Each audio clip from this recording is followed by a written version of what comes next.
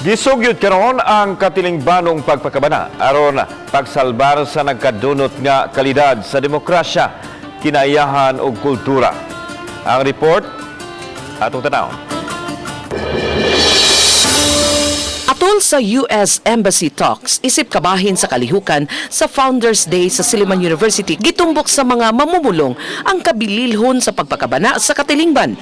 Si Attorney Myrish Cadapan Antonio mipadayag sa kasagmuyo sa inanay nga pagkadunot sa kalidad sa kagawasan dili lang sa nasod nga Pilipinhon kundili bisan sa ubang nasod sa kalibutan.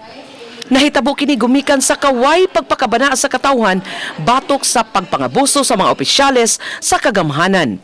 Si Attorney Antonio ang napiling Harvard Hero Awardee karong tuiga ug usa-usab siya sa Outstanding Sillimanian Awardee. Meaning people are generally put behind bars without due process of law. Rule of law has steadily declined according to this project. And this has been because there is a denial of criminal justice.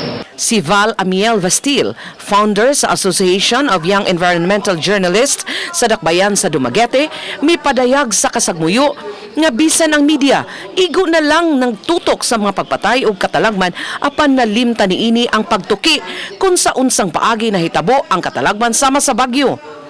Ang assistant professor sa Silliman University nga si Ayan Kasukot misugyot sa pagrespeto sa kultura ug tradisyon sa katawhan asa ka man makapadangat aron pagpatunhay sa kahapsay ug kalinaw.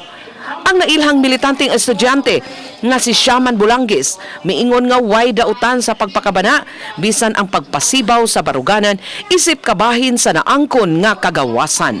Chelo Valiena, Balitang Bisdak.